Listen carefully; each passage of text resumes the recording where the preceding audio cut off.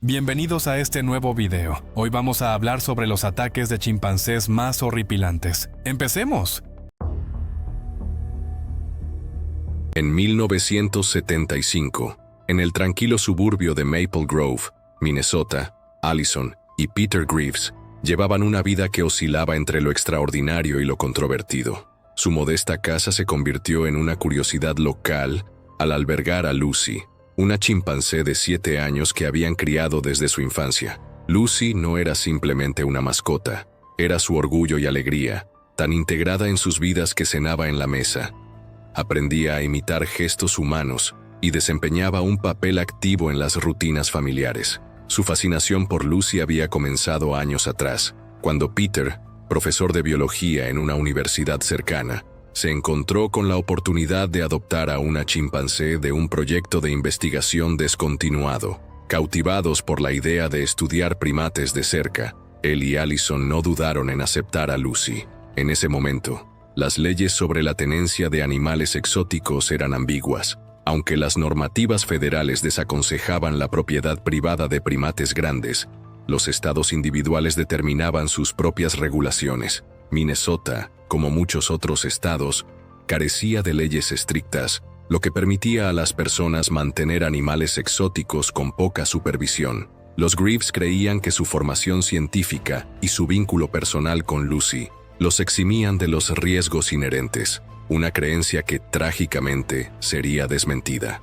Entre los visitantes frecuentes de la casa de los Greaves estaban Linda y Mark Reynolds, amigos cercanos que a menudo llevaban a su hijo Daniel, de 8 años. Al principio, Linda y Mark se mostraron reacios a visitar un hogar con una chimpancé, conscientes de los riesgos que esos animales podían representar. Sin embargo, Peter y Allison les aseguraron que Lucy era dócil y estaba bien entrenada. Los Reynolds aceptaron de mala gana, y su primera visita a principios de 1974 transcurrió sin incidentes. Daniel, fascinado por el comportamiento humano de Lucy, pronto se sintió cómodo en su presencia. A medida que las visitas se hicieron más frecuentes, Daniel desarrolló el hábito de llevar pequeños obsequios para Lucy, como galletas o frutas. Lucy parecía disfrutar de estos regalos, y Daniel se deleitaba con sus reacciones, sintiendo una conexión especial con el animal. Con el tiempo,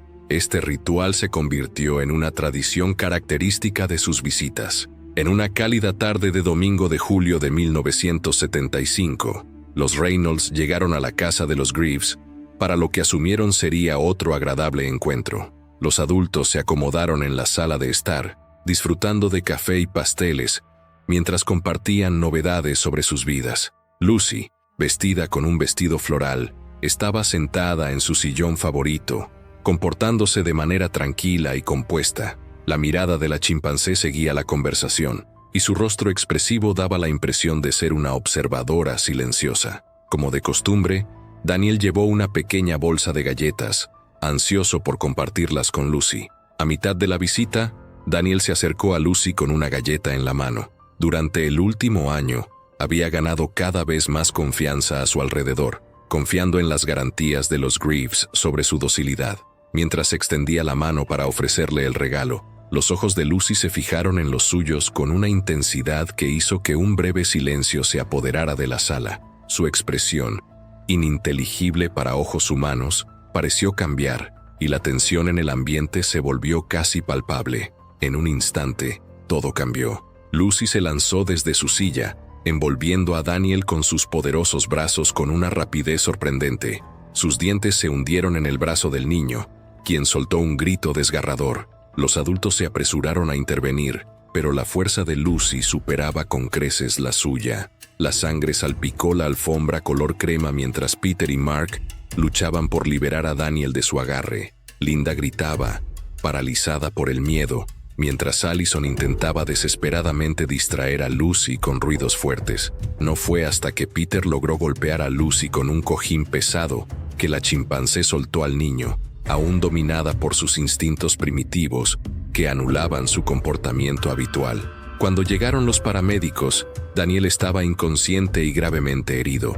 A pesar de los incansables esfuerzos de los médicos en el Hospital General de Maple Grove, sucumbió a sus heridas esa misma noche. La tragedia devastó no solo a la familia Reynolds, sino también a toda la comunidad, que luchaba por comprender cómo pudo ocurrir una catástrofe de tal magnitud. Lucy fue sedada y trasladada al Santuario de Primates de América del Norte en Texas, donde vivió el resto de sus días. Expertos en comportamiento analizaron su agresión repentina, atribuyéndola a una combinación de factores, incluidos la confusión por la exposición prolongada a hábitos humanos, los celos por los regalos que Daniel solía ofrecerle, y la sobreestimulación provocada por el ambiente animado del hogar el día del ataque. Los testigos señalaron el comportamiento inusualmente tenso de Lucy, que pudo haber contribuido a una reacción de lucha o huida. La tragedia desató un clamor público y llevó a la aprobación de la Ley de Control de Animales Exóticos de 1976 en Minnesota, que prohibió la tenencia privada de fauna salvaje peligrosa y sentó un precedente para leyes similares en todo el país. Para Allison y Peter, la culpa era insoportable. Se retiraron de la vida pública, rechazados por una comunidad que alguna vez admiró su vínculo con Lucy. Allison, en particular, cayó en una profunda depresión, atormentada por la creencia de que había fallado tanto a Lucy como a Daniel. Los Reynolds, consumidos por el dolor, luchaban por reconciliar su pérdida con las garantías que se les habían dado. Su tristeza estaba acompañada de frustración hacia Allison y Peter, cuya insistencia en que Lucy era segura había resultado trágicamente errónea. No todos los chimpancés viven como mascotas. De hecho, se estima que unos 300,000 chimpancés deambulan por la naturaleza hoy en día. Jerome y Sandra Herold eran una pareja felizmente casada. Su hogar en Stamford, Connecticut, había estado lleno de las risas de su hija Susan y el bullicio de la vida diaria. Pero con el tiempo, cuando Susan se casó, la casa quedó en silencio. La pareja, ahora sola, se encontró consumida por un vacío que persistía en los pasillos. La casa, antes vibrante, ahora se sentía hueca. En un intento por llenar el vacío, tomaron una decisión que pocos se atreverían a tomar. Llevaron a casa a un chimpancé de 3 días, eligiendo criarlo como su nuevo hijo. El precio fue elevado, $50,000, pero para Sandra y Jerome parecía valer la pena. Lo llamaron Travis, en honor al cantante de música country favorito de Sandra, Travis Street. Desde el momento en que lo llevaron a casa, Travis se convirtió en su mundo. Lo mimaban como si fuera su propio hijo, bañándolo, alimentándolo e incluso cepillándole los dientes. Dormía en su cama, comía en su mesa y los acompañaba en sus salidas.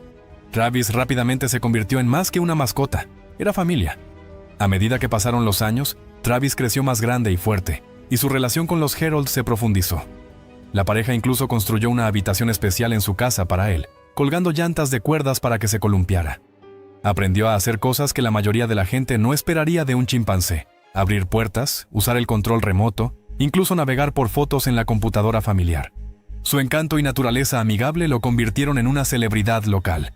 Vecinos, policías e incluso extraños reconocían a Travis como el querido chimpancé que vivía en Stamford. Era conocido por sus hábitos peculiares, su obsesión con el béisbol, su gusto por el helado y su habilidad para iniciar sesión en la computadora. Los Herold no podrían haber pedido un mejor compañero. Pero, como con todas las criaturas, el tiempo cambiaría a Travis de maneras que nunca anticiparon.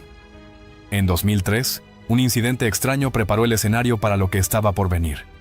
Jerome, Sandra y Travis estaban atrapados en el tráfico cuando un transeúnte lanzó una lata de refresco vacía a su coche, golpeando a Travis.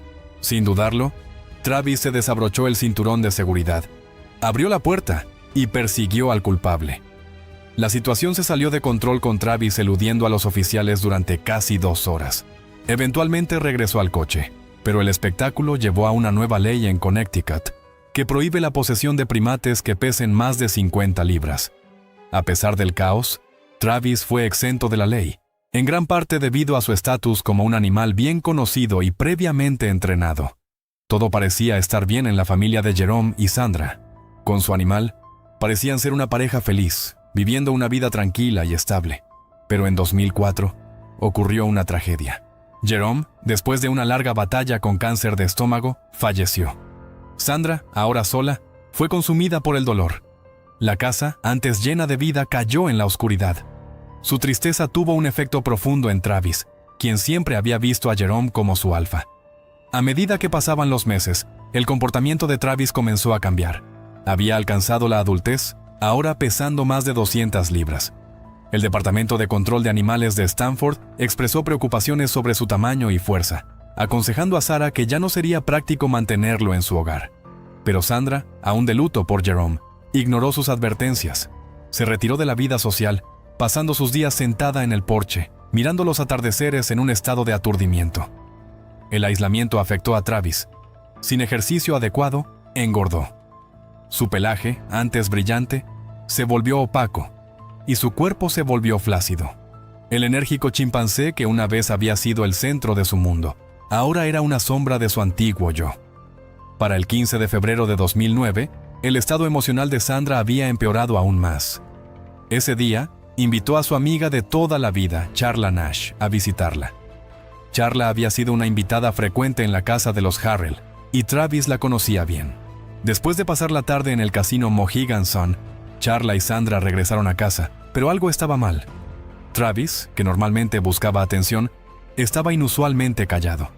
Su helado favorito estaba sin tocar, y la televisión y la computadora, dos de sus cosas favoritas, estaban apagadas. Preocupada, pero aún no alarmada, Sandra mezcló Xanax en el té de Travis antes de irse a la cama, con la esperanza de calmarlo. A la mañana siguiente, 16 de febrero de 2009, Sandra se despertó y encontró a Travis actuando de manera extraña. Vagaba sin rumbo por el patio, sin responder a sus llamados.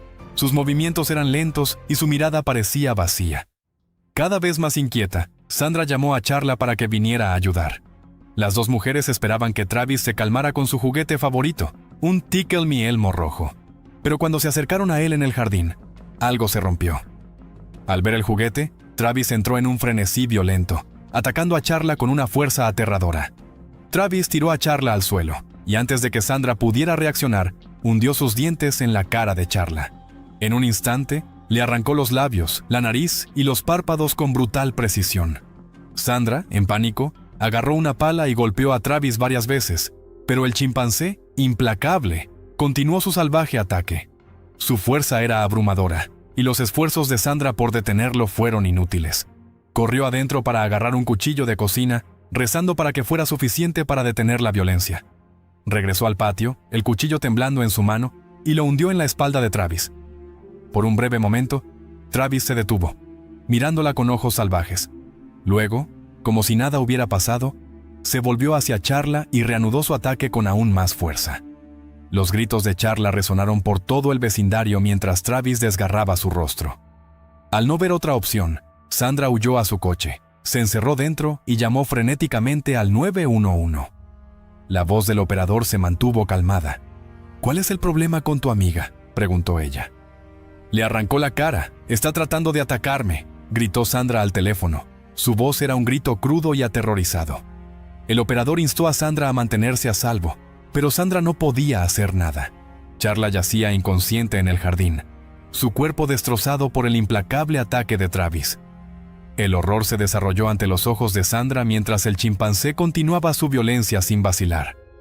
Cuando el oficial Frank Chiafari llegó, se encontró con una escena inimaginable. Travis, aún enfurecido, deambulaba por el jardín, atacando el coche de policía. El chimpancé rompió la ventana del pasajero y desbloqueó la puerta, su ira no disminuida. Temiendo por su vida, el oficial Chiafari abrió fuego, disparando a Travis 4 veces. El chimpancé tropezó hacia la casa, se desplomó en su cama y murió. Charla fue llevada de urgencia al hospital donde se sometió a múltiples cirugías para reconstruir su rostro. Sus heridas eran graves. Perdió su mano izquierda, junto con varios dedos de su mano derecha. El trauma afectó no solo a Charla, sino también al equipo médico que la atendió, muchos de los cuales buscaron terapia después de la experiencia.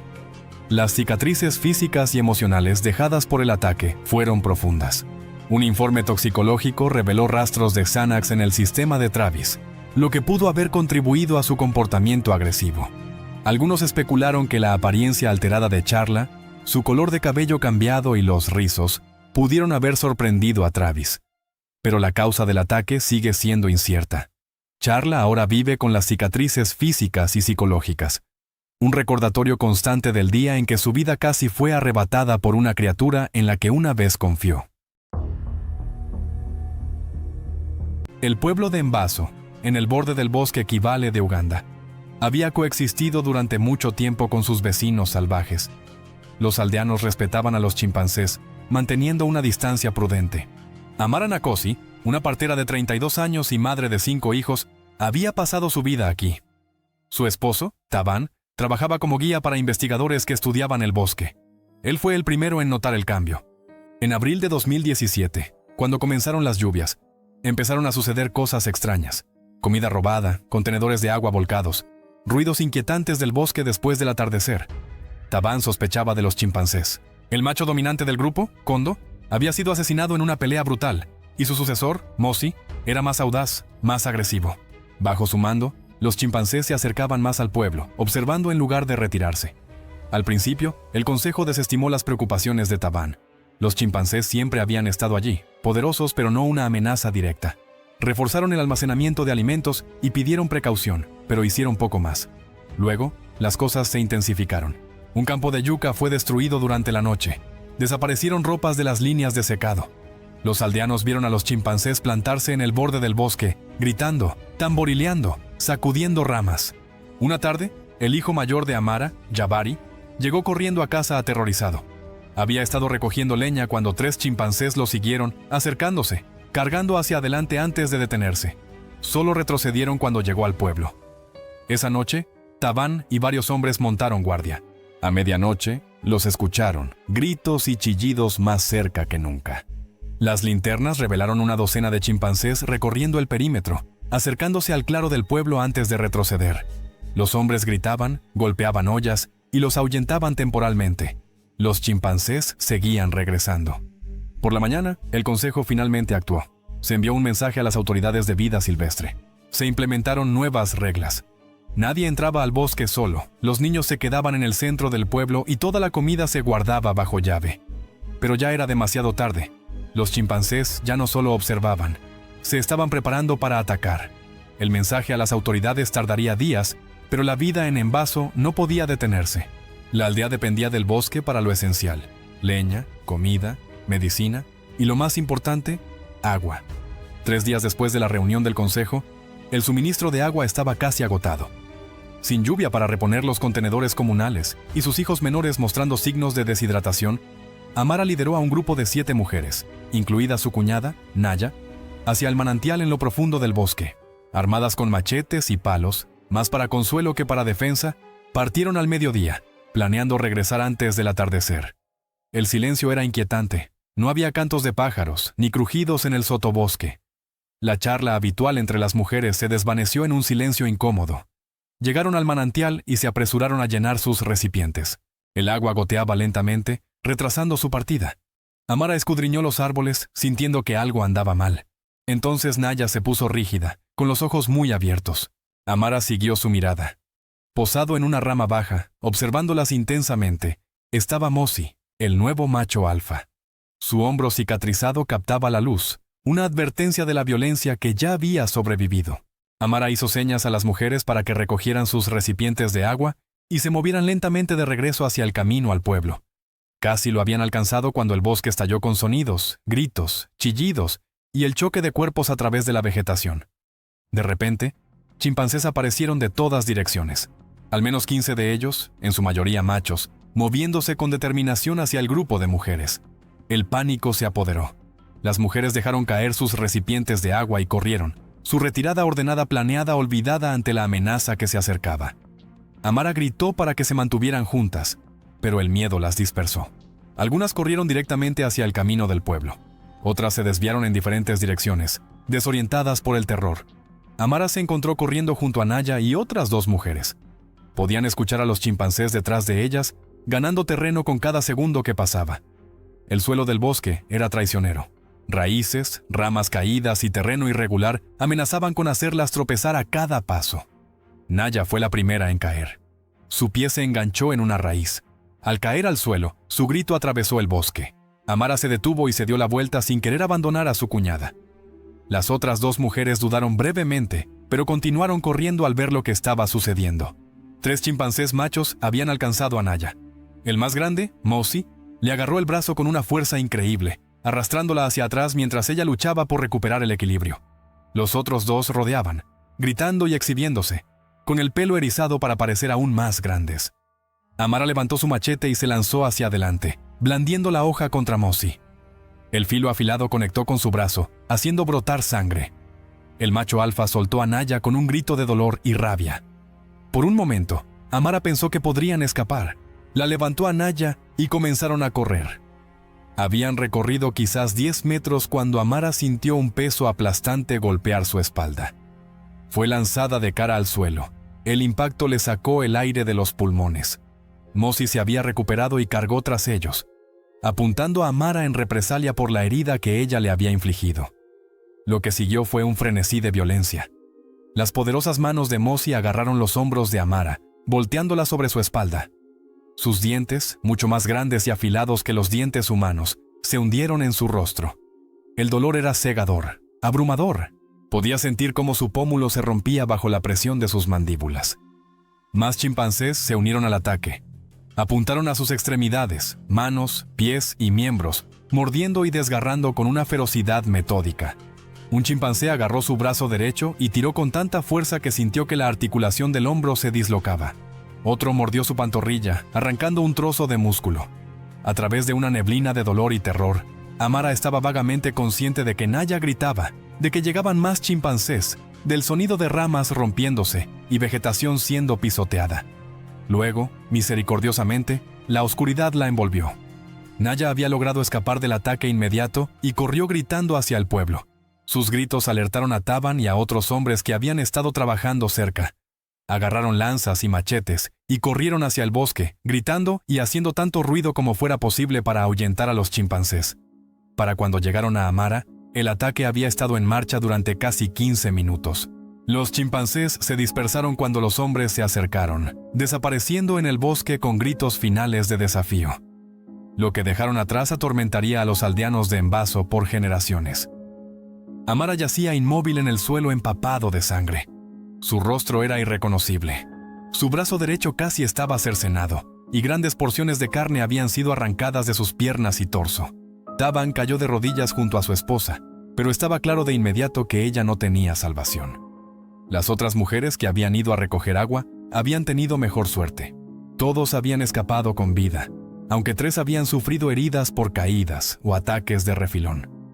El pueblo de Embaso cayó en el luto y el miedo. El cuerpo de Amara fue preparado para el entierro según la tradición, pero el funeral habitual de 3 días tuvo que ser abreviado y realizado completamente en el centro del pueblo. Nadie se atrevía a acercarse al borde del bosque. Las autoridades de vida silvestre llegaron 4 días después de la muerte de Amara. Trajeron investigadores y rastreadores especializados en el comportamiento de los chimpancés. Lo que descubrieron fue perturbador. La comunidad de chimpancés liderada por Mosi había experimentado lo que los científicos llamaron un cambio cultural. La muerte del alfa anterior y el ascenso de Mosi habían coincidido con una creciente presión sobre el hábitat debido a la tala ilegal en el lado lejano de su territorio. Los chimpancés se habían visto obligados a tener un contacto más cercano con los humanos, y bajo el liderazgo de Mosi, habían perdido el miedo a las personas.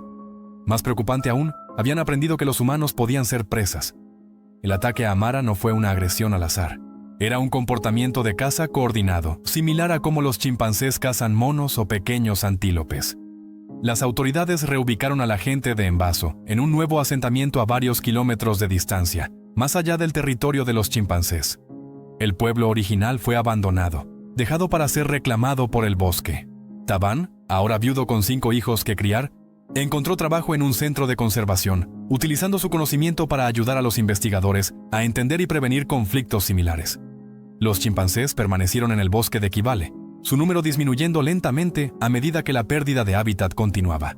Mosi lideró a su comunidad durante otros 7 años antes de ser asesinado en una disputa territorial con un grupo vecino. Pero los cambios de comportamiento que había instituido lo sobrevivieron. Los chimpancés de Kibale se hicieron conocidos entre los investigadores como uno de los pocos casos documentados de una comunidad de chimpancés que había cazado sistemáticamente a humanos. Para los antiguos residentes de Embaso, el bosque que una vez fue su hogar y proveedor, se convirtió en un lugar de pesadillas. Les dijeron a sus hijos y nietos que respetaran a los chimpancés desde la distancia, para entender que bajo las expresiones y comportamientos aparentemente humanos, acechaban criaturas salvajes capaces de violencia calculada. Lo más importante, les enseñaron que el delicado equilibrio entre humanos y vida silvestre podría cambiar en un instante, transformando una coexistencia de generaciones en un conflicto mortal. Era una tarde cálida y soleada el 12 de julio de 2018. El zoológico Riverside estaba lleno de familias y visitantes, cuyas risas y charlas resonaban por los senderos sombreados. El aroma de las palomitas de maíz y el algodón de azúcar flotaba en el aire, mezclándose con el ligero olor almizclado de los recintos de los animales. En el área de los primates, una multitud particularmente animada se reunía, cautivada por Walter, un chimpancé de 10 años conocido por sus travesuras juguetonas y su asombrosa simpatía. Se balanceaba en las cuerdas, hacía trucos e incluso parecía reconocer los vítores entusiastas de su audiencia. Sin embargo, bajo la atmósfera alegre, una tensión invisible se gestaba, lista para estallar. Natasha Lee, una cuidadora del zoológico de 32 años, observaba a Walter desde la distancia, siguiendo sus interacciones con los visitantes y las reacciones entusiasmadas de la multitud. Natasha siempre había amado a los animales. Su sueño de infancia de trabajar en un zoológico había moldeado cada paso de su vida. Se unió al zoológico Riverside a los 22 años, ganándose rápidamente una reputación como una cuidadora dedicada y compasiva. A lo largo de los años trabajó con numerosos animales, pero Walter ocupaba un lugar especial en su corazón. Nacido en el zoológico y huérfano poco después de su nacimiento, Walter había sido criado a mano por Natasha. Su vínculo era extraordinario. Ella había sido su madre sustituta, su maestra y su amiga. El carisma de Walter lo había convertido en la estrella del zoológico. A diferencia de la mayoría de los chimpancés, que suelen mostrar comportamientos territoriales o agresivos, Walter parecía excepcionalmente dócil y sociable. Los visitantes lo adoraban, y Natasha solía pasar sus descansos sentada cerca de su recinto, hablándole como si él entendiera cada palabra. Para el personal, Walter no era solo un animal, sino un símbolo de lo que parecía ser una relación perfecta entre humanos y animales. Con el tiempo, esta percepción llevó a una peligrosa complacencia. Sin embargo, ese día todo cambió. Poco después de las 2:30 de la tarde, una alarma resonó en todo el zoológico, un sonido que todo el personal temía. Walter había escapado de su recinto. El pánico se desató mientras los visitantes corrían en todas direcciones, agarrando a sus hijos y buscando refugio. El chimpancé, normalmente tan tranquilo, era irreconocible.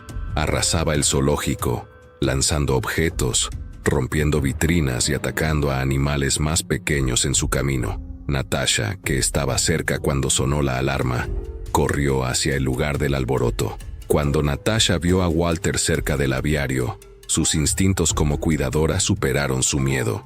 Llamó su nombre, con una voz firme pero tranquilizadora. Walter se giró hacia ella, su cuerpo tenso y sus ojos encendidos con una agresividad que ella nunca había presenciado antes. El momento quedó suspendido en el aire, un frágil equilibrio entre el vínculo que compartían y los instintos descontrolados del animal. Entonces, con un grito desgarrador, Walter cargó contra ella. Natasha apenas tuvo tiempo de reaccionar antes de que Walter chocara con ella, derribándola al suelo. El chimpancé, más pequeño pero mucho más fuerte, la inmovilizó y comenzó su brutal ataque. Arañó y mordió su rostro, cuello y brazos con una intensidad que dejó atónitos a los testigos. Los gritos de dolor de Natasha resonaron en el zoológico, pero los visitantes que permanecieron para presenciar el ataque estaban paralizados por el miedo. Ella luchó con todas sus fuerzas, intentando desesperadamente apartarlo, pero el agarre de Walter era implacable. La sangre brotaba de sus heridas mientras Natasha llamaba su nombre, con la esperanza de romper su furia. Sus súplicas quedaron sin respuesta. El chimpancé, antes amistoso, se había convertido en una fuerza de violencia pura, un recordatorio de la naturaleza impredecible de los animales salvajes. El personal del zoológico llegó momentos después con el equipo de respuesta de emergencia, equipado con rifles tranquilizantes. El implacable ataque de Walter no les dejó otra opción. Un solo disparo resonó, y el dardo tranquilizante lo alcanzó. A medida que el sedante hacía efecto, los movimientos de Walter se ralentizaron hasta que se desplomó junto a Natasha, inconsciente. El personal corrió para sacarla de la escena, su cuerpo golpeado y ensangrentado, pero con vida. Los paramédicos llegaron rápidamente, estabilizando a Natasha antes de trasladarla al hospital más cercano. Sus heridas eran graves, múltiples laceraciones, fracturas y daños profundos en los tejidos que requerirían horas de cirugía. El zoológico cerró por el día, dejando a una multitud conmocionada procesando lo que habían presenciado. Walter, sin embargo, no sobreviviría al desenlace. A pesar de haber sido sometido, los expertos determinaron que su agresión repentina probablemente se desencadenó por la frustración y el estrés acumulados tras años de cautiverio, combinados con la intensa estimulación del entorno abarrotado del zoológico. Se tomó la decisión de sacrificarlo, ya que el riesgo de otro incidente se consideró demasiado alto. Para Natasha, la pérdida fue devastadora. Ella había criado a Walter, cuidado de él y formado un vínculo que creía inquebrantable. Sin embargo, al final, la realidad de sus instintos como animal salvaje llevó a una tragedia. Tras someterse a múltiples cirugías para reparar los graves daños causados por el ataque, incluidas reconstrucciones en el rostro y los brazos, Natasha enfrentó una larga y ardua recuperación. Semanas en el hospital fueron seguidas por meses de fisioterapia para recuperar fuerza y movilidad. El proceso fue tanto físico como emocionalmente agotador, dejándola con cicatrices visibles y una nueva perspectiva sobre los riesgos de su trabajo.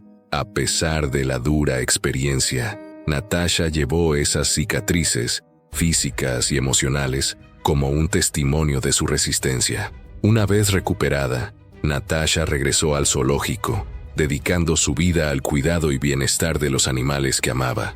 Walter quedó como un recuerdo agridulce, un símbolo tanto de la alegría que había traído como de la dolorosa verdad de sus últimos momentos. Aunque su vínculo con él terminó en un desgarrador desenlace, reflejaba el delicado equilibrio necesario para trabajar con las criaturas más poderosas e impredecibles de la naturaleza. Era una mañana tranquila en Sierra Leona el 23 de abril de 2006, cuando un taxi ascendía la empinada ladera hacia el santuario de chimpancés Tacugama. Dentro del coche, Allen Robertson, Gary Brown y Richie Goody, 3 subcontratistas estadounidenses que trabajaban en la nueva embajada estadounidense, charlaban con entusiasmo con su guía local, Melvin Mama, mientras Isa Kanu, el conductor, permanecía concentrado en la carretera. La emoción de su visita al santuario, un refugio para los muchos chimpancés traumatizados desplazados por los estragos de la guerra y la caza furtiva, llenaba el aire. El paisaje fuera de las ventanas del taxi era una visión de exuberante belleza tropical. Árboles imponentes y una densa jungla se extendían bajo un cielo azul brillante, ocultando la violencia y la decadencia que habían caído sobre esta tierra. Pero dentro del santuario, algo estaba mal. Un grupo de chimpancés, con los nervios desgastados por años de abuso en cautiverio, había logrado escapar de sus recintos. Las cercas electrificadas, debilitadas por el tiempo, no lograron retenerlos. Una manada de 31 jóvenes adultos liderada por un macho enorme llamado Bruno fue liberada. Una fuerza nacida del dolor y la rabia. Bruno, de 6 pies de altura y 270 libras, era un espectáculo impresionante. Una bestia endurecida por años de crueldad humana después de ser arrancado de su madre cuando era un infante y vendido a una vida de cautiverio por unos míseros $30. Su odio por la humanidad había fermentado en las sombras del cautiverio, alimentando su ira. Su dominio, ganado a través de años de dolor, lo dejó como el alfa indiscutible, una figura imponente entre sus seguidores. A medida que los hombres se acercaban a la entrada, su taxi se vio obligado a detenerse frente a una puerta cerrada. Isa Kanu, el conductor, tocó la bocina, esperando que alguien viniera a abrirla. El sonido resonó por la jungla, atrayendo la atención de lo último que querían encontrar esa mañana, Bruno y su grupo de seguidores. Los chimpancés llegaron rápidamente, emergiendo del bosque como una tormenta. Bruno, imponente sobre los demás, lideró la carga, con los ojos fijos en el vehículo.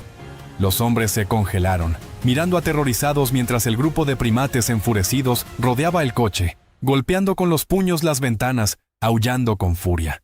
Bruno, su enorme figura una visión aterradora, se paró en el capó del coche, sus afilados dientes al descubierto mientras gritaba de rabia.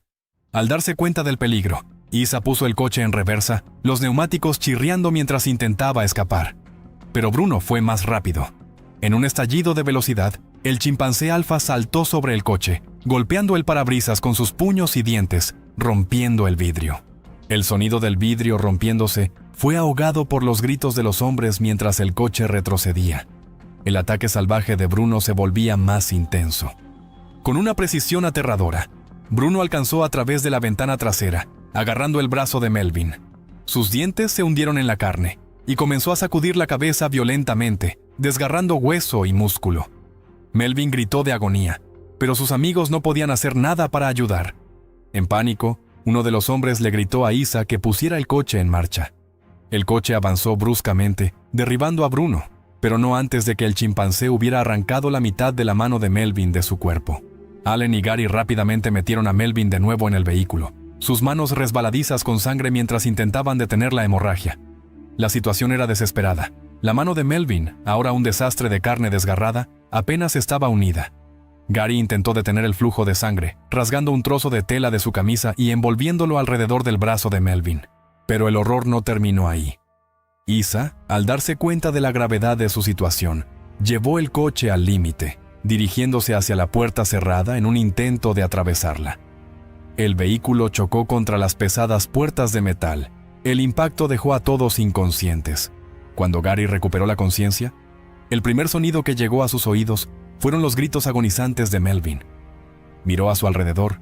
Los restos del taxi lo rodeaban, pero los demás se habían ido. El pánico se apoderó de él al darse cuenta de que Bruno había arrastrado a Melvin fuera del coche. El resto de los chimpancés había comenzado a devorar al hombre indefenso. Sin dudarlo, Gary agarró un tronco de madera y se adentró en la jungla, decidido a salvar a su amigo. La mayoría de los chimpancés salvajes evitan la confrontación directa con los humanos. Pero Bruno, un chimpancé que había pasado años viviendo entre ellos, reconocía su propia fuerza. Bruno se volvió hacia Gary. Los músculos de su enorme cuerpo se ondulaban mientras se movía rápidamente. Los dos chocaron, Gary golpeando al chimpancé en el cuello con un trozo de madera afilado. Los otros chimpancés dudaron, observando a su líder, Bruno, cuya agresión se calmó momentáneamente, retirarse a la jungla, dejando a su grupo disolverse en el bosque. Mientras Gary intentaba atender a Melvin, sabía que su situación era crítica. La distancia hasta la carretera más cercana era grande, y Melvin se debilitaba rápidamente. Justo entonces, Alan y Richie aparecieron tras haber localizado con éxito una patrulla militar. Richie había logrado encontrar el camino a un campamento militar después de atravesar la selva a pie. Una vez allí, él y Alan alertaron a los soldados sobre la grave situación, informándoles de la ubicación de Melvin y Gary. Se envió una furgoneta militar y los soldados se dirigieron rápidamente al lugar del accidente, recogiendo a los hombres heridos y llevándolos deprisa hacia atención médica. El vehículo aceleró por la carretera, dirigiéndose hacia el centro médico más cercano donde Melvin recibiría el tratamiento que necesitaba desesperadamente. Cuando le preguntaron sobre su paradero, Richie informó a Gary que después de que el intento de Isa de romper la gruesa puerta de metal falló, Isa salió del vehículo y la escaló él mismo, dejando al resto de su grupo para valerse por sí mismos mientras se dirigía hacia la carretera principal. La decisión de Isa de abandonar al grupo dejó a los demás en una posición vulnerable, y más tarde se reveló que su cuerpo había sido encontrado destrozado por los chimpancés. Su mandíbula había desaparecido, sus extremidades arrancadas de su cuerpo, y su carne devorada por la manada salvaje. Bruno, el líder implacable, nunca fue encontrado. Aunque se enviaron muchos grupos de búsqueda para encontrarlo, los sentidos agudizados de Bruno y su conocimiento de la selva le permitieron evadir la captura. Era un fantasma, deslizándose por el bosque, una sombra de venganza contra los humanos que lo habían atormentado. Algunos susurraban que sus experiencias lo habían convertido en un maestro de la supervivencia, su odio hacia los humanos afilado a un nivel casi sobrenatural. La experiencia atormentó a Gary durante meses.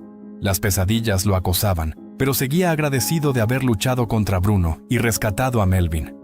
La brutalidad del evento, el aterrador ataque de Bruno, la muerte de Isa y el cuerpo destrozado de Melvin dejaron una profunda marca en su mente. En cuanto a Bruno, la ira en sus ojos nunca se desvaneció. Un recordatorio de los horrores que lo habían convertido en la fuerza aterradora que casi les costó la vida. James Harrington, un fotógrafo de vida silvestre de Montana, había pasado 25 años capturando animales en sus hábitats naturales en 6 continentes. Su trabajo había aparecido en las portadas de National Wildlife, Camas, The Nature of the West y otras publicaciones locales. A los 48 años, era conocido por su enfoque intrépido y su profunda fascinación por los grandes simios, gorilas, orangutanes y especialmente chimpancés. Su especialidad era capturar sus expresiones, las emociones casi humanas en sus ojos, lo que le valió una reputación como uno de los mejores en su campo. En abril de 2019, James emprendió lo que creía sería el logro culminante de su carrera, una expedición de 3 meses al remoto bosque Nyungwe, en Ruanda, para documentar una comunidad de chimpancés salvajes raramente fotografiada. Este grupo en particular había sido estudiado por primatólogos durante años, pero existían pocas imágenes de calidad de ellos en su hábitat natural. James estaba decidido a cambiar eso. El viaje a Nyungwe fue agotador. Después de aterrizar en Kigali, James soportó un viaje de 8 horas por caminos ásperos y sin pavimentar para llegar a Kitabi, un remoto pueblo al borde de la vasta selva tropical. La extensión de 620 millas cuadradas albergaba 13 especies de primates, incluida una formidable población de chimpancés. Su llegada despertó curiosidad. Los visitantes extranjeros eran raros, y un estadounidense solo con equipo de cámara caro aún más raro. Esa noche, el anciano del pueblo, Mutara, solicitó una reunión. A través de un traductor, advirtió a James sobre los peligros que le esperaban. Los chimpancés no eran las criaturas juguetonas que se mostraban en los documentales. Eran territoriales, impredecibles y capaces de una violencia brutal. Un aldeano había sido atacado solo 3 años antes, perdiendo un ojo y varios dedos. James escuchó, pero desestimó las advertencias. Había fotografiado grandes simios en todo el mundo, gorilas en Uganda, orangutanes en Borneo, chimpancés en Tanzania. Conocía su comportamiento, cómo mantener la distancia, cuándo retroceder. Para él, los aldeanos simplemente no entendían su experiencia. A la mañana siguiente, partió con un guía local, Emmanuel, un hombre que había crecido en Kitabi y conocía el bosque íntimamente. Emmanuel repitió las advertencias de Mutara. Los chimpancés de Nyungwe eran diferentes, menos acostumbrados a los humanos, más agresivos. Durante una semana, James siguió las reglas, manteniendo la distancia recomendada de 80 pies, confiando en lentes telefoto. Pero el denso dosel hacía que la iluminación fuera difícil y las imágenes carecían de la intimidad cruda que anhelaba. No eran definitorias para su carrera. La frustración se apoderó de él. Necesitaba acercarse más. El 10º día, le dijo a Emmanuel que iban más adentro, hacia una comunidad liderada por un alfa notorio llamado Kegoma. Emmanuel dudó. El grupo era impredecible, raramente estudiado. Pero James ya había tomado una decisión. James insistió, y a regañadientes, Emmanuel aceptó.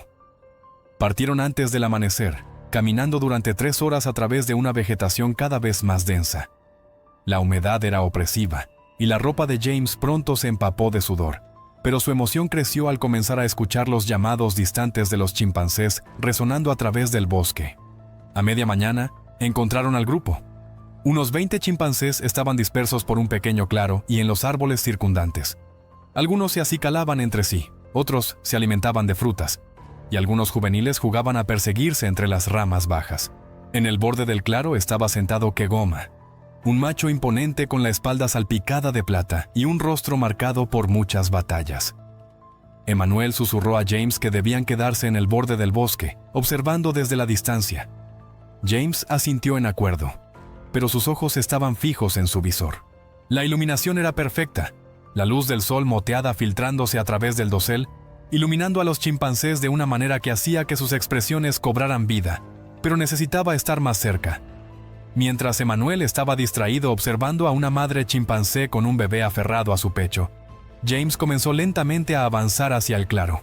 Se movió centímetro a centímetro, cuidando de no hacer movimientos bruscos. Su corazón latía con una mezcla de miedo y emoción. Esto era por lo que vivía, la toma perfecta, la imagen que capturaría la esencia de estas criaturas extraordinarias.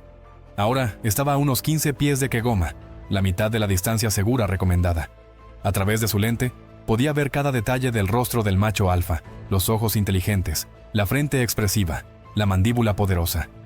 El dedo de James flotaba sobre el botón del obturador. Solo unos pocos disparos más y se retiraría a un lugar seguro. De repente, la cabeza de Kegoma se levantó de golpe. Miró directamente a James, sus ojos encontrándose a través del lente de la cámara. Algo en la mirada del chimpancé cambió, un destello de reconocimiento. Luego, lo que James solo pudo interpretar como ira. El pelo de Kegoma se erizó y se levantó a su altura completa, casi 5 pies de alto, pero con la fuerza de varios hombres. Emmanuel gritó desde el borde del bosque, instando a James a retroceder lentamente, pero ya era demasiado tarde. Kegoma lanzó un grito penetrante que hizo que las aves se dispersaran desde las copas de los árboles. Los otros chimpancés respondieron de inmediato, su comportamiento juguetón transformándose en una vigilancia alerta. James comenzó a retroceder, pero su pie se enganchó en una raíz y tropezó. Su costosa cámara cayó al suelo del bosque, y ese momento de vulnerabilidad fue todo lo que Kegoma necesitó. El macho alfa cargó, cubriendo la distancia entre ellos con una velocidad aterradora. James no tuvo tiempo de correr. Kegoma se estrelló contra él con la fuerza de un jugador de fútbol americano, derribándolo de espaldas. El aire salió de los pulmones de James cuando golpeó el suelo. Antes de que pudiera recuperarse, Kegoma estaba sobre él, con sus poderosas manos sujetando los brazos de James con una fuerza aplastante. Los dientes del chimpancé, más grandes y afilados de lo que James había imaginado, brillaron cuando Kegoma mordió la cara de James. El dolor era insoportable, como nada que hubiera experimentado antes. Podía sentir cómo sus pómulos se rompían bajo la presión de las mandíbulas del chimpancé. Emmanuel estaba gritando, tratando de distraer a Kegoma, pero el macho alfa estaba completamente concentrado en su ataque. Otros 2 chimpancés machos se unieron al asalto, agarrando las piernas de James y mordiendo sus muslos, cortando arterias y desgarrando músculos. Mientras James Harrington yacía muriendo en el suelo del bosque, la claridad lo golpeó. Sus años de experiencia, su creencia en una conexión con la vida salvaje, nada de eso importaba. Para los chimpancés, él no era un fotógrafo, era una amenaza. Emmanuel sobrevivió trepando a un árbol, observando con horror hasta que los chimpancés finalmente desaparecieron. Cuando llegaron los rescatistas, encontraron el cuerpo de James destrozado. Su cámara yacía intacta. Su tarjeta de memoria contenía la última imagen que capturó. Kegoma mirando directamente al objetivo. Una mirada no de emoción humana, sino de algo antiguo e incognoscible. La fotografía ganó reconocimiento póstumo, su fuerza cruda admirada en todo el mundo. Pero pocos se dieron cuenta de que estaban mirando a los ojos de la criatura que había acabado con la vida de James. Su cuerpo fue enviado a casa en Boston. Emmanuel nunca volvió a entrar en el bosque profundo. Y en Kitabi, el anciano Mutara contaba la historia de James a cada visitante, una advertencia grabada en sangre. Los chimpancés no debían ser subestimados. En una fría noche de octubre de 2005, el circo ambulante llegó a Leópolis, Ucrania. Levantando su gran carpa a rayas en las afueras de la ciudad, el sol se deslizaba bajo el horizonte, proyectando largas sombras sobre los extensos campos, mientras un viento fresco traía consigo el aroma de la tierra húmeda y el aserrín. Más allá del recinto del circo, los bosques se alzaban como espectadores silenciosos, sus ramas esqueléticas rascando el cielo crepuscular. Bajo el resplandor de las luces colgantes, el aire vibraba de emoción, aunque una inquietante tensión flotaba en el ambiente, una frágil armonía que pronto se desmoronaría. Miroslava Horvat, una experimentada entrenadora de animales, se encontraba entre bastidores ajustando su vestuario y preparándose para la noche. Siempre había sentido una profunda fascinación por los animales. Creció en un pequeño pueblo de los Cárpatos, donde pasaba su infancia haciendo amistad con perros callejeros y observando a las criaturas salvajes que habitaban los bosques cercanos. Aquella fascinación se convirtió en una vocación. A mediados de sus 20 años, ya era reconocida como una de las entrenadoras más hábiles del país. Sus métodos eran únicos, basados en la confianza, la paciencia y la empatía, en lugar del miedo o la dominación. Entre sus colegas era conocida como la susurradora de animales, un título que llevaba con orgullo. Pero fue su relación con Nadia, una joven chimpancé, lo que le valió reconocimiento a nivel nacional. Nadia había sido trasladada a Ucrania 2 años antes tras ser rescatada de las duras condiciones de una operación ilegal de comercio de vida silvestre. El cuerpo frágil de la chimpancé y sus ojos asustados contaban una historia de negligencia y trauma.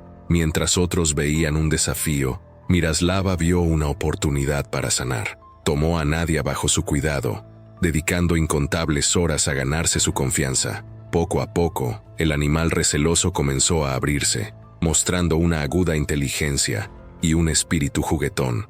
Juntas, crearon un acto que deslumbraba al público. Nadia caminaba sobre cuerdas flojas, imitaba gestos humanos e interactuaba sin esfuerzo con Miroslava. Su espectáculo se convirtió en el centro del circo, un símbolo del profundo vínculo entre humano y animal. Sin embargo, a pesar de su éxito, había momentos de inquietud. A veces, durante los tranquilos ensayos, la mirada de Nadia se oscurecía y su cuerpo se tensaba como si recordara un pasado demasiado doloroso para emerger completamente. Miroslava desestimaba estas señales como ecos fugaces de su historia, sin darse cuenta de que eran presagios de una tormenta que se gestaba bajo la superficie. Esa noche, la carpa estaba llena a su máxima capacidad. La audiencia vibraba de anticipación, mientras el espectáculo comenzaba, con cada acto construyendo el clímax de la velada. La actuación de Miroslava y Nadia, cuando el foco las iluminó en el centro del escenario. El público estalló en aplausos. Miroslava condujo a Nadia a través de la rutina, su voz calmada y alentadora. La chimpancé respondió con precisión, sus movimientos impecables, su presencia hipnótica. Cada gesto, cada salto, arrancaba exclamaciones de asombro y vítores del público. Sin embargo, cuando la actuación alcanzó su punto álgido, algo cambió. Nadia vaciló en la cuerda floja, su mirada alternando entre la multitud y Miroslava. Un destello de inquietud cruzó el rostro de la entrenadora, pero ella continuó, ofreciéndole palabras tranquilizadoras. La audiencia no notó nada fuera de lo común, sus ojos fijados en el animal, que aparentaba serenidad. De repente, sin previo aviso, Nadia emitió un grito desgarrador. El sonido atravesó la carpa, dejando a los espectadores congelados en sus asientos. Antes de que alguien pudiera reaccionar, Nadia se lanzó sobre Miroslava, sus poderosos brazos chocando con la entrenadora. El primer golpe la hizo caer sobre el suelo cubierto de aserrín. El segundo fue un torbellino de dientes y puños. Gritos de horror estallaron entre la multitud, mientras la chimpancé desataba una furia como nunca antes habían presenciado. La sangre salpicó el escenario cuando los dientes de Nadia se hundieron en el rostro y el cuello de Miroslava. Su brillante vestuario se oscureció con carmesí, y los gritos desesperados de la entrenadora se ahogaron en medio del caos. Padres cubrieron los ojos de sus hijos mientras otros clamaban por ayuda, paralizados por el terror de lo que estaban presenciando. Tras bambalinas, los trabajadores del circo actuaron rápidamente, armados con varas y rifles tranquilizantes. Invadieron el escenario, luchando por contener a Nadia.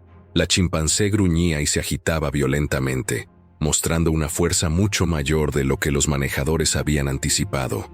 Tras varios minutos de caos agonizante, un disparo resonó. Un dardo tranquilizante alcanzó a Nadia. El sedante surtió efecto, y la chimpancé se desplomó, sometida pero aún con vida, mientras Miroslava yacía inmóvil en el suelo, su cuerpo maltrecho y ensangrentado. Los paramédicos llegaron rápidamente, abriéndose paso entre la multitud aterrorizada, para alcanzar a la entrenadora herida.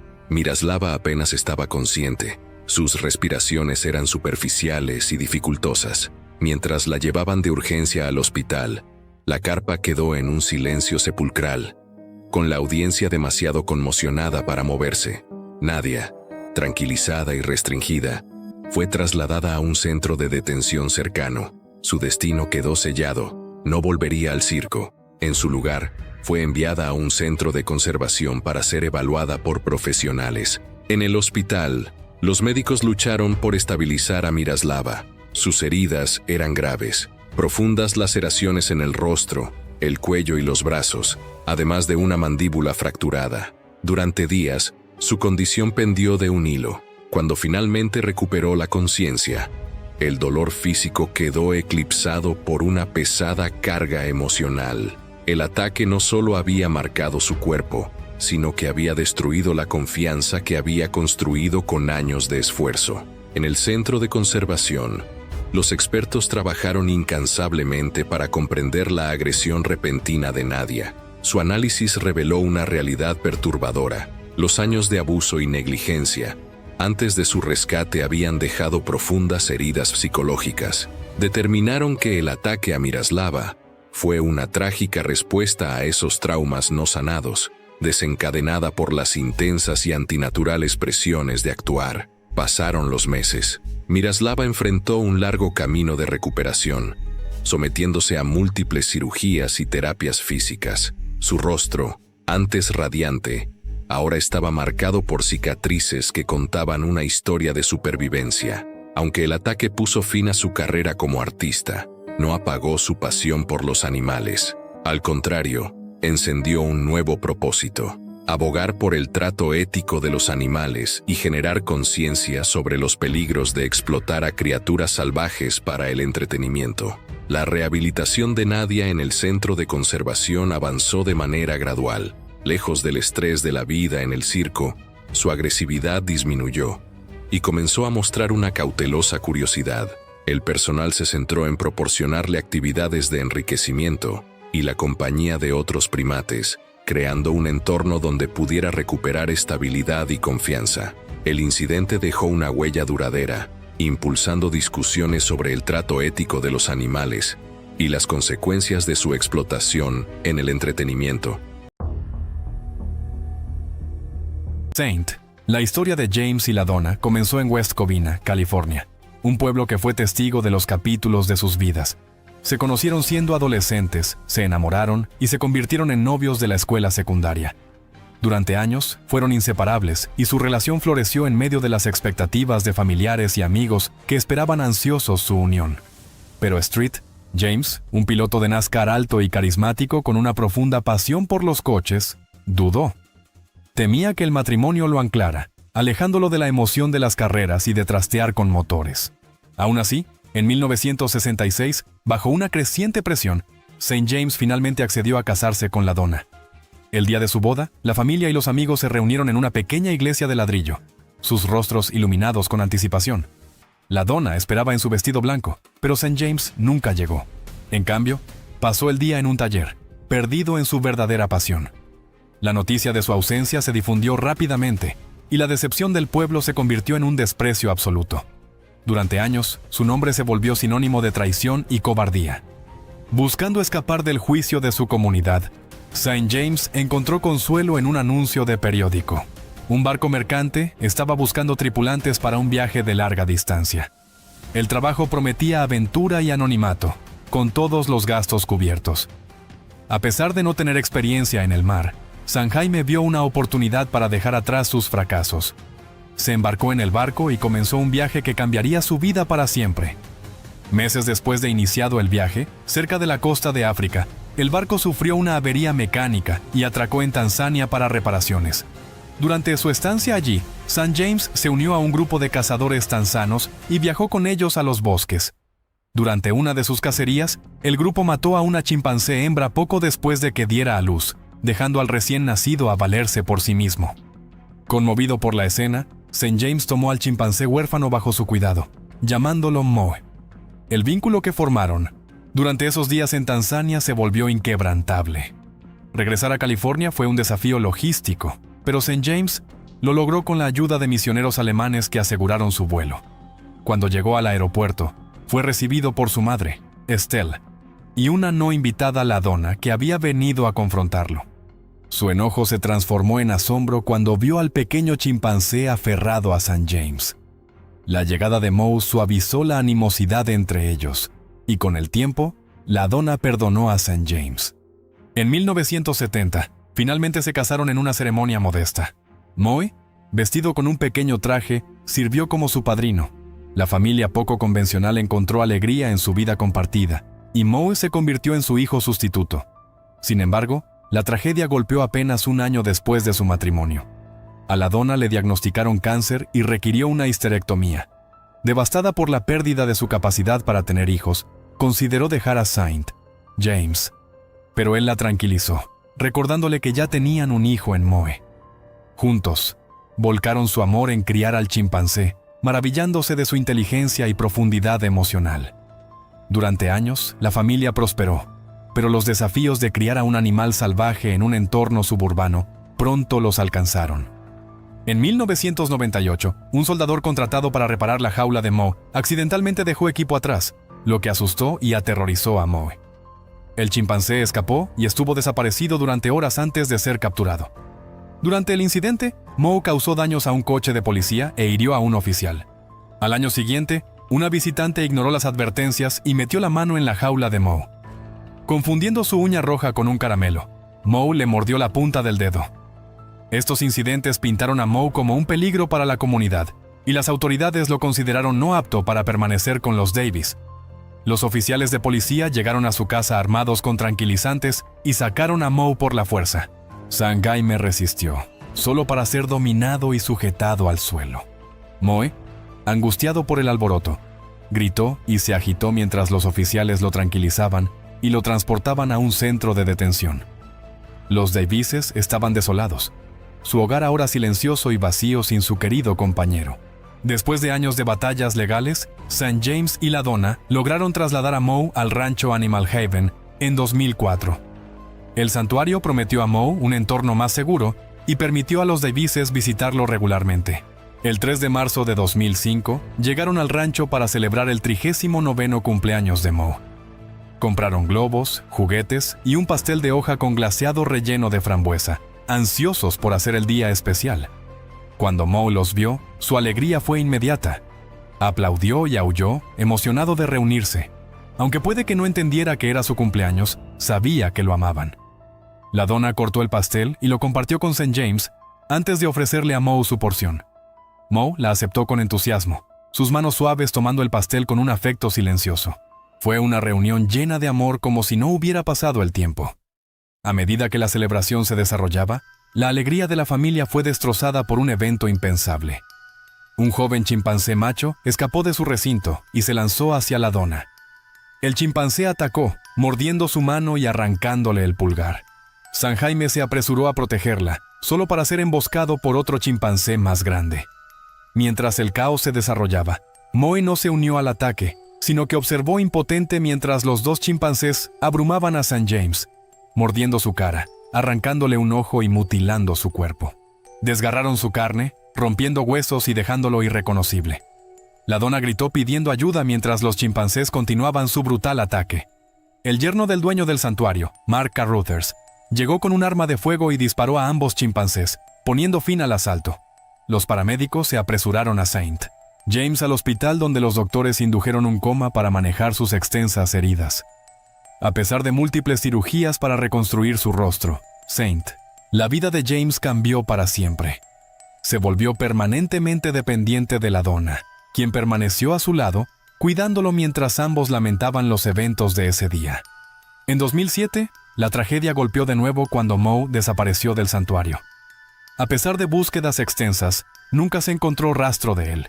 La esperanza de los Davis de reunirse con Moe se desvaneció, dejándolo solo con recuerdos del chimpancé que había definido sus vidas durante 3 décadas. Hoy, St. James lleva las cicatrices físicas del ataque, pero las heridas emocionales son más profundas. Puedo hablar durante días sobre Moe, dijo en una entrevista. Simplemente lo extraño mucho. Nunca he amado nada tanto como amé a Moe. La historia de los Davis es un recordatorio inquietante de las complejidades y peligros de las relaciones humanas con animales salvajes. Lily Morgan, de 10 años, vivía en una extensa casa de campo en la zona rural de Pensilvania con sus padres, Robert y Catherine. Los Morgan eran ejecutivos farmacéuticos adinerados que viajaban frecuentemente por negocios, dejando a Lily al cuidado de varias niñeras. Lo que hacía única a la casa de los Morgan, sin embargo, era Max, un chimpancé macho de 7 años que Robert había comprado como mascota exótica cuando Lily tenía solo 5 años. Robert siempre había estado fascinado por los primates. Cuando surgió la oportunidad de comprar un chimpancé bebé de un zoológico en bancarrota en 2001, aprovechó la oportunidad, ignorando las preocupaciones de Catherine. Robert insistió en que sería como un hermano para Lily, y que estos animales son increíblemente inteligentes. Con el cuidado adecuado, son perfectamente seguros. Durante los primeros años, Max fue de hecho el compañero perfecto. Era juguetón, cariñoso y parecía adorar a Lily. Los Morgan no escatimaron en gastos para su inusual miembro de la familia, construyendo un amplio recinto adjunto a la casa con estructuras para trepar, juguetes e incluso una pequeña piscina. Max tenía su propio dormitorio, completo con una cama hecha a medida y televisión. Comía en la mesa con la familia usando utensilios y bebiendo de un vaso. Los visitantes de la casa de los Morgan siempre se asombraban de lo humano que se comportaba Max. Pero cuando Max entró en la adolescencia, comenzaron a surgir cambios sutiles en su comportamiento. Se volvió más territorial con su espacio vital y sus posesiones. Hubo incidentes, pequeños al principio, que los Morgan desestimaron o racionalizaron. Max había destrozado un sofá cuando lo dejaban solo demasiado tiempo. Había mordido a Catherine cuando ella intentó quitarle una barra de chocolate que había robado de la despensa. Había hecho un berrinche cuando Lily tenía amigos en casa, obligando a que la cita de juego terminara temprano. Robert a menudo aseguraba que Max simplemente estaba pasando por una fase, como cualquier adolescente. Catherine, sin embargo, tenía sus dudas. Había estado leyendo sobre los chimpancés y sabía que se volvían más fuertes e impredecibles con la edad. La idea de encontrarle un santuario a Max se le había pasado por la mente más de una vez, pero Robert descartó la idea, creyendo que Max era parte de la familia. En una fresca mañana de otoño en octubre de 2005, los Morgan se prepararon para un viaje de negocios de una noche a la ciudad de Nueva York. Habían arreglado para que Jessica Winters, una estudiante de posgrado de 23 años de la universidad local, cuidara a Lily. Jessica había cuidado a Lily varias veces antes, y los Morgan confiaban en ella con Max. No se asustaba fácilmente con los animales e incluso había trabajado en un centro de vida silvestre local, lo que tranquilizaba a Robert de que manejaría las cosas bien. En ese momento, las regulaciones sobre la posesión de mascotas exóticas eran débiles, permitiendo a familias como los Morgan tener animales peligrosos con poca supervisión. Mientras que algunos estados requerían permisos, muchos no tenían restricciones en absoluto, tratando a los primates como mascotas domésticas en lugar de animales salvajes impredecibles. No fue hasta ataques de alto perfil como la tragedia que pronto se desarrollaría en la casa de los Morgan que los legisladores comenzaron a presionar por prohibiciones más estrictas sobre la propiedad privada de chimpancés y otros animales salvajes peligrosos. Antes de irse, Catherine le entregó a Jessica una lista detallada de instrucciones que describían el horario de Lily, que estaba pegada en el refrigerador. Max usualmente se quedaba en su recinto cuando ellos no estaban, pero había una nota que decía que podría sentirse solo. Si parecía tranquilo, lo dejaban entrar por una hora más o menos en la tarde. Jessica respondió con confianza, asegurando a Catherine que ella y Max se llevaban bien. Mientras el coche de los Morgan desaparecía por el camino de entrada, Jessica se volvió hacia Lily con una sonrisa, sugiriendo un maratón de películas o hacer galletas. Pero la mirada de Lily se desvió hacia el recinto de Max, visible a través de las grandes ventanas. El chimpancé los observaba atentamente. Sus ojos oscuros seguían cada uno de sus movimientos, esperando. Lily eligió hornear con entusiasmo, mencionando que a Max le encantaban las galletas. La mañana pasó agradablemente con galletas de chispas de chocolate, juegos de mesa y la primera película de Harry Potter. Pero a primeras horas de la tarde, los gritos de Max se hicieron más fuertes, más insistentes. Algo se sentía mal. Lily lo desestimó, explicando que siempre se ponía inquieto a esta hora y que su padre usualmente lo dejaba entrar. Jessica dudó, recordando la advertencia de Catherine. Max solo podía entrar si estaba tranquilo. Preguntó si esto era normal. Lily la tranquilizó diciendo que era solo su manera de buscar atención. Jessica pronto se daría cuenta de lo equivocada que estaba. Contra su mejor juicio, siguió a Lily hasta la puerta trasera. A medida que se acercaban, Max se quedó inquietantemente en silencio, esperando junto a la entrada. Lily insistió en que él estaba bien. Después de una breve vacilación, Jessica desbloqueó la puerta. Max entró sin problema, abrazó a Lily antes de acomodarse en el sofá con un libro de imágenes. Todo parecía normal. Luego Jessica se excusó para ir al baño. Preguntó si Lily estaría bien por un momento. La niña, todavía al lado de Max, confirmó que solo estaban leyendo. Jessica apenas había cerrado la puerta arriba cuando un grito agudo cortó el aire, dejándola congelada en su lugar. Bajó las escaleras de 2 en 2. La escena en la sala la perseguiría para siempre.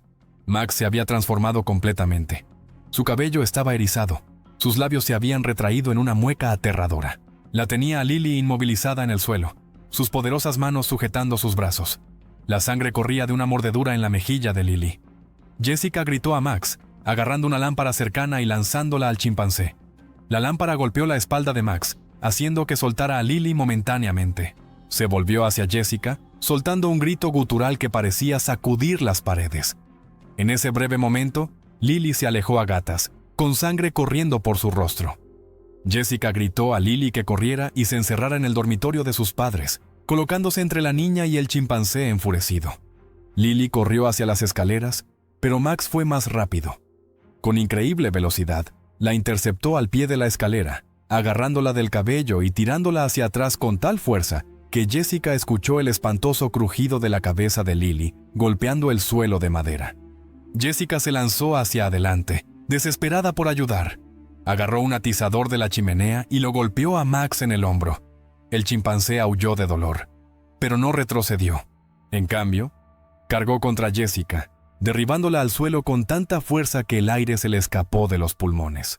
Mientras jadeaba por aire, Jessica buscó a tientas su teléfono en el bolsillo. Max volvió su atención a Lily, que yacía inmóvil al pie de las escaleras. El chimpancé comenzó a arrastrarla por el suelo hacia la cocina. Con dedos temblorosos, Jessica marcó 911 y explicó frenéticamente la emergencia. Dejó caer el teléfono y se tambaleó al ponerse de pie.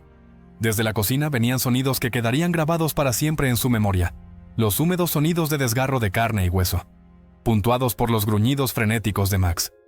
Agarró un pesado jarrón de cristal de una mesa auxiliar y se acercó sigilosamente a la puerta de la cocina. Lo que vio la hizo vomitar instantáneamente. Max estaba encorvado sobre la pequeña figura de Lily, con las manos y la cara cubiertas de sangre. El rostro de la niña era irreconocible, su pequeño cuerpo inerte y quieto. Jessica lanzó el jarrón con todas sus fuerzas. Se rompió contra la espalda de Max, enviando fragmentos de cristal volando. El chimpancé se dio la vuelta, sus ojos salvajes de rabia. Arremetió contra Jessica, quien se dio la vuelta y corrió hacia la puerta principal. Sus dedos tropezaron con las cerraduras mientras los pasos de Max retumbaban detrás de ella. Justo cuando abrió la puerta de un tirón, sintió sus poderosas manos agarrarla por detrás. Sus dientes se hundieron en su hombro, desgarrando músculo y tendón. El dolor era cegador, ardiente, y todo lo consumía. De alguna manera, impulsada por pura adrenalina, Jessica logró darle un codazo con su otro brazo y liberarse. Tropezó hacia afuera, cayendo por los escalones del frente, arrastrándose por el camino de grava mientras la sangre brotaba de su hombro. Detrás de ella, Max estaba en la puerta. Su enorme figura se recortaba contra la luz del interior. Por un momento, pareció considerar perseguirla, pero luego se dio la vuelta y desapareció de nuevo en la casa. Jessica se arrastró hasta la carretera antes de colapsar, donde un automovilista que pasaba la encontró y llamó por ayuda. Para cuando llegaron los servicios de emergencia, ella había perdido el conocimiento por la pérdida de sangre. Dentro de la casa de los Morgan, los oficiales descubrieron una escena de horror inimaginable. El cuerpo de Lily yacía en la cocina, brutalmente mutilado. Max se había retirado a su recinto, pero cuando los oficiales se acercaron, él cargó, obligándolos a dispararle. Los Morgan regresaron a una pesadilla. Lily se había ido. Su hogar era una escena del crimen. La investigación reveló que Max había mostrado una agresividad creciente en las semanas anteriores. La ama de llaves recordó su posesividad sobre Lily, a veces impidiendo que otros se acercaran a ella. Un veterinario incluso había recomendado medicación, pero Robert desestimó la advertencia. El dolor desgarró a los Morgan. En menos de un año, se divorciaron. Robert se mudó, incapaz de enfrentar los recuerdos, mientras Catherine se sumergió en programas de ayuda comunitaria, tratando de reconstruir su vida de una manera que tuviera sentido sin Lily. El 14 de abril de 2013 comenzó como cualquier otro día en el Parque Nacional Virunga, en la República Democrática del Congo. Las lluvias de la mañana habían dejado el bosque húmedo y brillante bajo el sol del mediodía. Rayos de luz se filtraban a través del denso dosel, creando un mosaico de verdes y dorados en el suelo del bosque. Los cantos de los pájaros resonaban desde las altas ramas, los insectos zumbaban sin cesar, y el ocasional crujir de las hojas delataba la presencia de animales ocultos en las sombras. Con más de 7.700 kilómetros cuadrados de extensión, Virunga es uno de los lugares con mayor biodiversidad del planeta. Es un santuario para innumerables especies, incluyendo al raro y majestuoso gorila de montaña. Sin embargo, bajo su impresionante belleza se esconde una realidad dura y, a menudo, violenta. El bosque alberga depredadores y animales territoriales, como los chimpancés, cuya inteligencia y fuerza los convierten en criaturas temibles. Estos simios, aunque fascinantes, pueden mostrar una agresividad alarmante. Cuando se sienten provocados o perciben una amenaza, atacan con velocidad y ferocidad, a menudo con consecuencias devastadoras. El parque está rodeado de pequeñas aldeas donde las comunidades viven en un delicado equilibrio con la naturaleza salvaje. Una de estas aldeas era el hogar de Dunia Sibomana, un niño de 6 años que vivía en una humilde choza con su padre, su hermano menor y otros familiares. Tras la muerte de su madre 2 años antes, el padre de Dunia luchaba por cuidar de sus hijos, dejando gran parte de su crianza en manos de la comunidad. A pesar de estas dificultades, Dunia era un niño vivaz y aventurero, cuya curiosidad y risa contagiosa lo hacían querido por todos. Pasaba la mayor parte de sus días jugando con su hermano de 4 años y su primo, un trío unido por el amor a la exploración y las travesuras. Aquella fatídica tarde, Dunia y los otros niños se adentraron en el bosque siguiendo un sendero conocido cerca de su aldea. Dunia iba al frente, sus pies descalzos levantando pequeñas nubes de polvo mientras corría y reía. Su hermano y su primo lo perseguían, sus voces resonando entre los árboles. Los ancianos les habían advertido muchas veces sobre los peligros del bosque, pero para ellos era un mundo lleno de maravillas y aventuras infinitas. Inconscientes de las miradas atentas que los seguían desde las sombras, jugaban sin miedo, ajenos al peligro que pronto rompería su inocencia. En lo profundo del bosque, una tropa de chimpancés se movía silenciosamente entre la maleza. Estos simios eran los indiscutibles gobernantes de su territorio, patrullando su dominio con precisión y vigilancia. Los chimpancés machos, en particular, eran conocidos por sus exhibiciones agresivas y su temperamento volátil, especialmente cuando percibían la presencia de intrusos. Aquella tropa se había acercado más a la aldea de lo habitual, sus agudos sentidos alertas al sonido de la actividad humana. Las risas de los niños llegaron a sus oídos, un sonido desconocido y perturbador en su mundo. El líder de la tropa, un macho imponente con una cicatriz que le cruzaba la frente, se detuvo de golpe. Sus oscuros ojos se entrecerraron y emitió un gruñido bajo y gutural. Los demás se detuvieron al instante, fijando su atención en él. Con un estallido repentino de energía, el líder avanzó, impulsándose entre los árboles con sus poderosos brazos. Los otros machos lo siguieron, sus movimientos coordinados y llenos de propósito. Los niños permanecían ajenos al peligro que se acercaba. Dunia se había detenido en el sendero para señalar un pájaro de colores brillantes posado en una rama cercana. Se giró para compartir su descubrimiento con su hermano y su primo, pero las palabras se quedaron atrapadas en su garganta. Un movimiento en la maleza captó su atención y su corazón comenzó a latir con fuerza. Antes de que pudiera procesar completamente lo que estaba viendo, los chimpancés irrumpieron desde el bosque. Dunia gritó a los otros niños que corrieran. Su voz cortó la quietud como una cuchilla. Los niños se dispersaron, sus pequeñas piernas moviéndose frenéticamente mientras corrían hacia la aldea, pero los chimpancés eran más rápidos. Sus largos brazos y poderosas piernas los impulsaban sobre el suelo con una velocidad aterradora.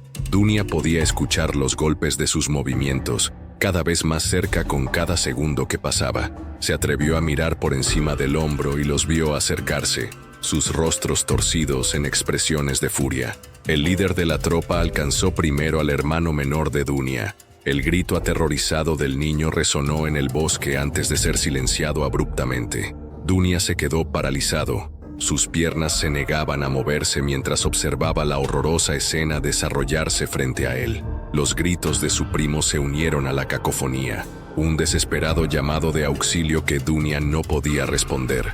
Entonces, el líder dirigió su atención hacia Dunia. El primer golpe lo hizo caer al suelo, su rostro golpeando la tierra con un sonido seco y estremecedor. Intentó arrastrarse para escapar, pero la inmensa fuerza del chimpancé lo inmovilizó. Dunia gritó mientras los dientes del simio se hundían en su mejilla. Un dolor cegador y absoluto lo consumía. La sangre brotaba de la herida, tiñendo de rojo la tierra bajo él. Instintivamente, levantó la mano izquierda para proteger su rostro, pero el chimpancé mordió con fuerza, arrancándole el dedo medio. El mundo a su alrededor se desdibujó mientras el dolor y el miedo sobrecargaban sus sentidos. Los sonidos del ataque llegaron hasta la aldea, y un grupo de adultos corrió hacia la escena. Entre ellos estaba el padre de Dunia, cuyo corazón latía con fuerza mientras se dirigía hacia los gritos de su hijo. Los chimpancés, asustados por la llegada de los humanos, se retiraron al bosque, sus figuras oscuras desapareciendo tan rápido como habían aparecido. Lo que dejaron atrás era un escenario de devastación. El hermano y el primo de Dunia yacían sin vida en el suelo, sus pequeños cuerpos destrozados y ensangrentados. Dunia apenas estaba consciente, su rostro cubierto de sangre y carne desgarrada. Su padre lo levantó en sus brazos, las manos temblorosas mientras cargaba a su hijo de regreso a la aldea. El viaje al centro médico más cercano fue agonizante. Dunia oscilaba entre la conciencia y la inconsciencia. Sus débiles gemidos rompían el pesado silencio dentro del vehículo. Sus heridas eran catastróficas. Había perdido los labios, su mejilla estaba desgarrada, su oreja destrozada y su mano izquierda permanentemente desfigurada. Los médicos trabajaron incansablemente para estabilizarlo, aunque estaba claro que su vida nunca sería la misma. Dunia sobrevivió, pero el ataque lo dejó profundamente marcado. Sus ojos, antes brillantes y llenos de curiosidad, ahora llevaban el peso del trauma, y sus cicatrices físicas eran un recordatorio constante de la violencia que había sufrido. El niño que una vez lideraba a su hermano y primo en aventuras intrépidas, ahora luchaba por adaptarse a un mundo que había cambiado irrevocablemente. El bosque, que alguna vez fue un lugar lleno de maravillas y posibilidades, se había convertido en una fuente de pesadillas. Para Dunia, nunca volvería a ser el mágico terreno de juegos que parecía haber sido. Ahora era un recordatorio constante de un día en el que la inocencia se enfrentó al poder crudo e implacable de la naturaleza. Gracias por ver. ¿Quieres ver más? Haz clic en tu pantalla ahora.